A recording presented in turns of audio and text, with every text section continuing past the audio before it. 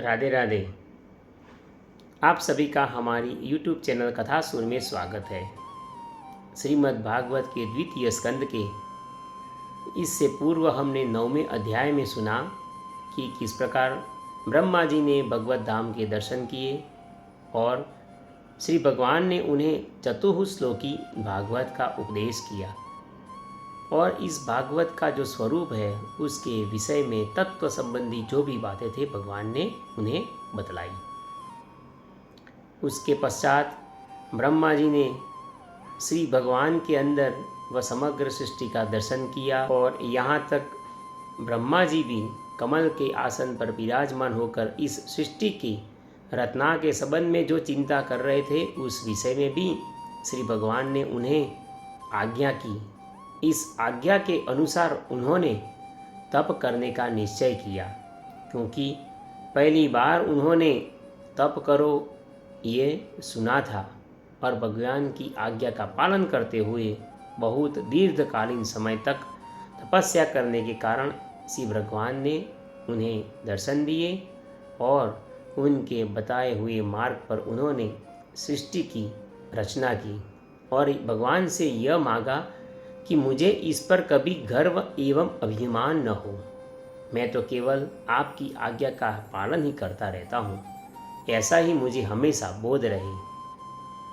आज हम श्रीमद् भागवत के द्वितीय स्कंद के 10वें अध्याय के बारे में सुनेंगे, जो कि भागवत के 10 लक्षण इस विषय में है। श्री सुखदेव जी कहते हैं कि परीक्षित, इस भागवत पुराण में सर्ग, विसर्ग, स्थान, पोषण, उति, मनवंतर, ईशानुकथा, निरोध, मुक्ति और आश्रय, इन 10 विषयों का वर्णन है। इनमें जो 10वां आश्रय तत्व है उसी का ठीक ठीक निश्चय करने के लिए कहीं श्रुति से, कहीं तात्पर्य से, कहीं दोनों के अनुकूल अनुभव से महात्माओं ने अन्य 9 विषयों को बड़ी सुगम रीति से वर्णित किया है। ईश्वर की प्रेरणा से गुणों में क्षोभ होकर रूपांतर होने से जो आकाश आदि पंचभूत, शब्दादि, तन्मात्राएं, इंद्रियां और अहंकार एवं महतत्व की उत्पत्ति होती है उसको सर्ग कहते हैं। उस विराट पुरुष से उत्पन्न ब्रह्मा जी के द्वारा जो विभिन्न चराचर सृष्टियों का निर्माण होता है उसका नाम है विसर्ग। प्रतिपद नाश की ओर बढ़ने वाली सृष्टि को एक मर्यादा में स्थिर रखने से भगवान विष्णु को जो श्रेष्ठता सिद्ध होती है उसका नाम स्थान है। अपने द्वारा सुरक्षित सृष्टि में भक्तों के ऊपर उनकी जो कृपा होती है उसका नाम है पोषण। मनवंतरों के अधिपति जो भगवत भक्ति और प्रजापालन रूप शुद्ध धर्म का अनुष्ठान करते हैं उसे मनवंतर कहते हैं। जीवों की वे वासनाएं जो कर्म के द्वारा उन्हें बंधन में डाल देती है उति नाम से वह कही जाती है।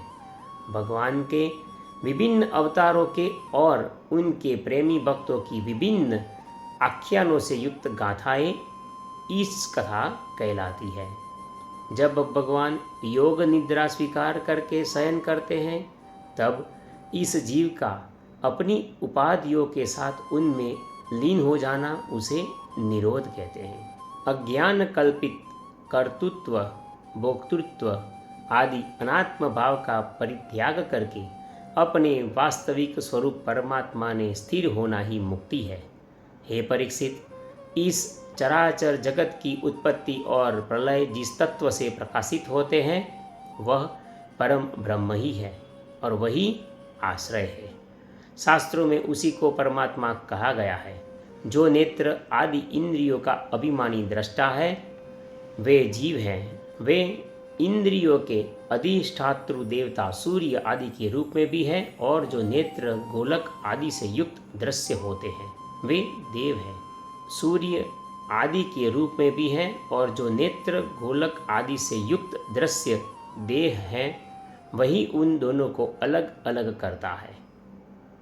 इन तीनों में यदि एक का भी अभाव हो जाए तो दूसरे 2 की उपलब्धि नहीं हो सकती। अतः जो इन तीनों को जानता है वह परमात्मा ही सबका अधिष्ठान यानी कि आश्रय तत्व है। उसका आश्रय स्वयं वही है, दूसरा कोई नहीं है। अब यहाँ पर नारायण शब्द कैसे पड़ा, उसके विषय में भी बहुत ही उचित अर्थ है।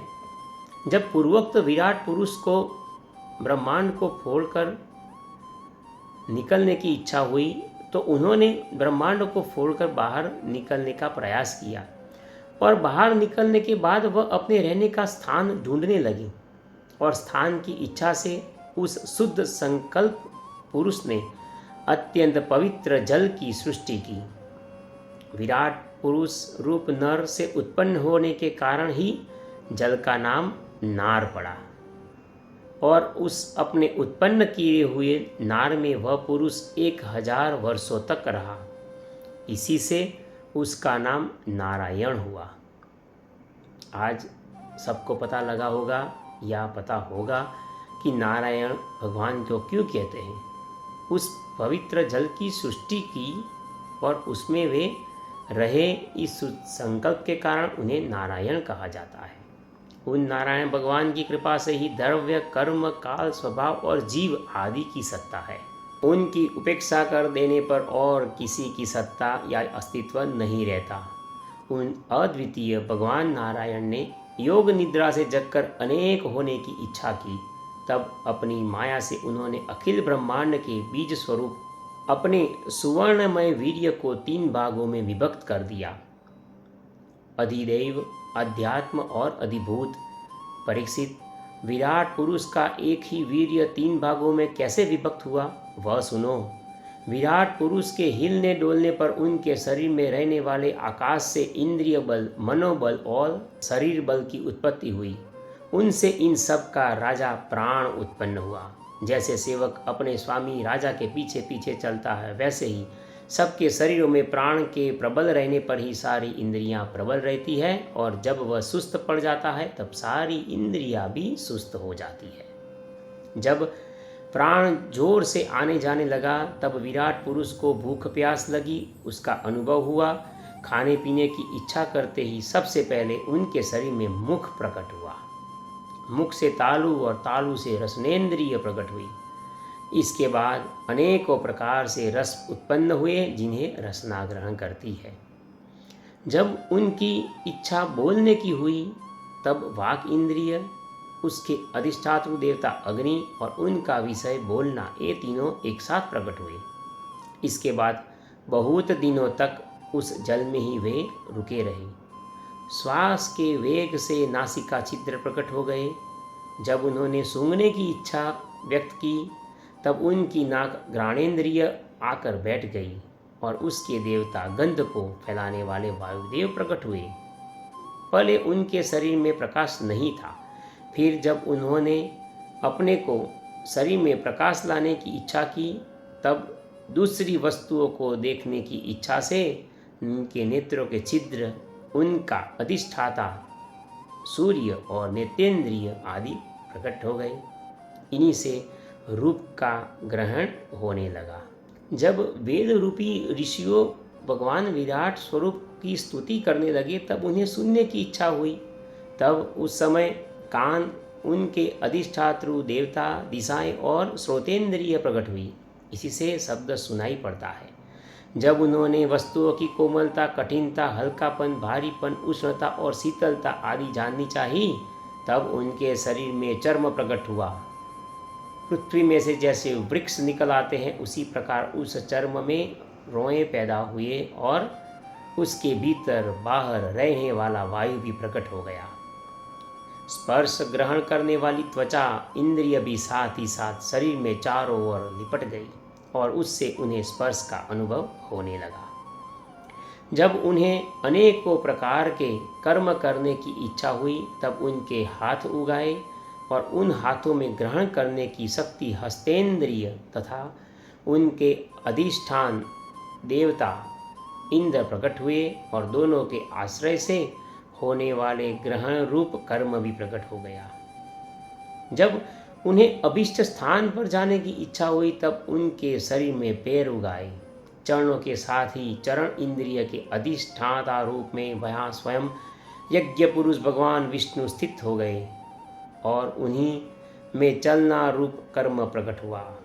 मनुष्य इसी चरणेन्द्रिय से चलकर यज्ञ सामग्री एकत्र करते हैं। संतान, रति और स्वर्ग भोग की कामना होने पर विराट पुरुष के शरीर में लिंग की उत्पत्ति हुई। उसमें उपस्थेंद्रिय और प्रजापति देवता तथा इन दोनों के आश्रय रहने वाले काम सुख का आविर्भाव हुआ। जब उन्हें मनत्याग की इच्छा हुई तब गुदाद्वार प्रकट हुआ। तत्पश्चात उसमें पायु, इंद्रिय और मित्र देवता उत्पन्न हुए। इन्हीं दोनों के द्वारा मनत्याग की क्रिया संपन्न होती है। अपान मार्ग द्वारा एक शरीर से दूसरे शरीर में जाने की इच्छा होने पर नाभि द्वार प्रकट हुआ। उससे अपान और मृत्यु देवता प्रकट हुए। इन दोनों के आश्रय से ही प्राण और अपान का बिछोह यानी मृत्यु होती है। जब विराट पुरुष को अन्न जल ग्रहण करने की इच्छा हुई तब कोख, आंतें और नाड़ियाँ उत्पन्न हुई। साथ ही कुक्षी के देवता समुद्र, नाड़ियों के देवता नदियाँ एवं तुष्टि और पुष्टि ये दोनों उनके आश्रित विषय उत्पन्न हुए। जब उन्हें अपनी माया पर विचार करना चाहा तब हृदय की उत्पत्ति हुई और उससे मन रूप इंद्रिय और मन से उसका देवता चंद्रमा तथा विषय कामना और संकल्प प्रकट हुआ। विराट पुरुष के शरीर में पृथ्वी, जल और तेज से 7 धातुएं प्रकट हुई। त्वचा, चर्म, मांस, रुधिर, मेद, मज्जा और अस्थि। इसी प्रकार आकाश, जल और वायु से प्राणों की उत्पत्ति हुई।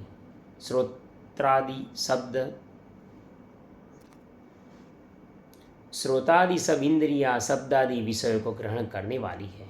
वे विषय अहंकार से उत्पन्न हुए हैं। मन सब विकारों का उत्पत्ति स्थान है और बुद्धि समस्त पदार्थों का बोध कराने वाली है। मैंने भगवान के इस स्थूल स्वरूप का वर्णन तुम्हें सुनाया है। यह बाहर की ओर से पृथ्वी, जल, तेज, वायु, आकाश, अहंकार, महतत्व और प्रकृति इन 8 आवरणों से घिरा हुआ है। इससे परे भगवान का अत्यंत सूक्ष्म रूप है। वह अव्यक्त, निर्विशेष, आदि, मध्य और अंत से रहित एवं नित्य है। वाणी और मन की वहाँ तक पहुँच नहीं है। आप यहाँ सब सुन रहे हैं कि भगवान का ये जो रूप है वह रूप हम जान सकते हैं या अनुभव कर सकते हैं, क्योंकि हमारे पास भी भगवान की दी हुई सभी इंद्रियां, सभी अंग, उपांग सब है। इसलिए ये शरीर की अवस्थाएं हम जान सकते हैं या समझ सकते हैं, किंतु भगवान की इससे भी अव्यक्त, निर्विशेष आदि अवस्थाएं जो कि मन का एवं बुद्धि का विषय नहीं है वो हम नहीं जान सकते और वहाँ तक हमारी पहुँच भी नहीं है। इस संसार में जितने भी प्रकार के जीव हैं वे सब भगवान के ही हैं और उनके कर्मों के आधार पर उन्हें उसका फल वे देते हैं, जिनका शुभ, अशुभ और मिश्रित कर्मों के तदनुरूप फल देते हैं।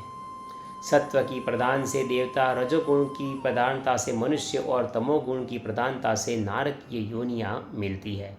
इन गुणों में भी जब एक गुण दूसरे 2 गुणों से अभिभूत हो जाता है तब प्रत्येक गति के 3 भेद और हो जाते हैं।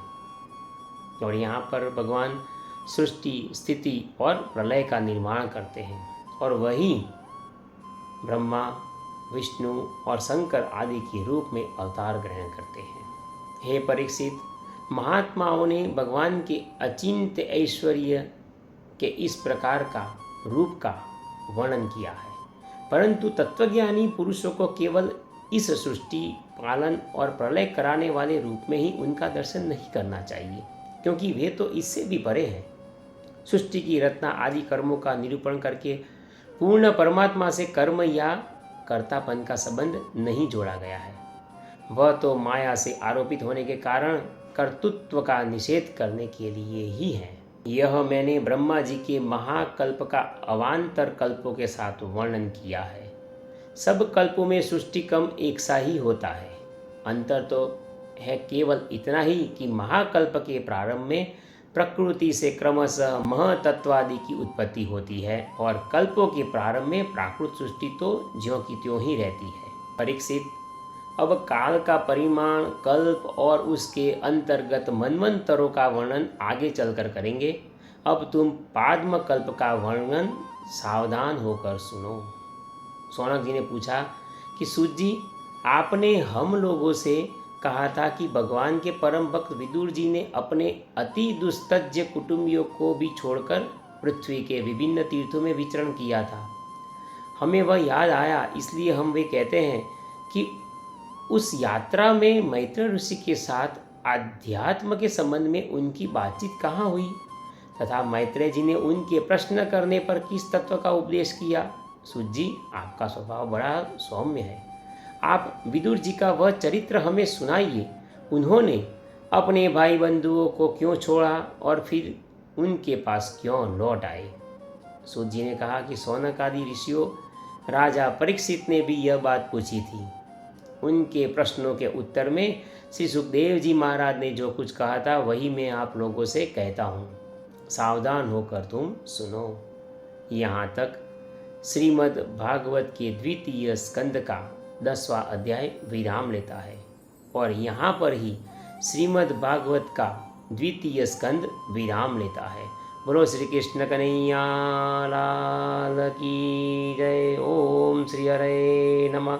ओम श्री हरे नमः। ओम श्री हरे नमः। अगले वीडियो में हम श्रीमद् भागवत के तृतीय स्कंद के पहले अध्याय के बारे में बात करेंगे कि कैसे भगवान के प्यारे सखा उद्धव जी की और विदुर जी की भेंट होती है। आप सभी से नम्र अनुरोध है कि कृपया आप हमारे वीडियो को लाइक कीजिए और हमारी इस YouTube चैनल कथासुर को सब्सक्राइब कर दीजिए। राधे राधे।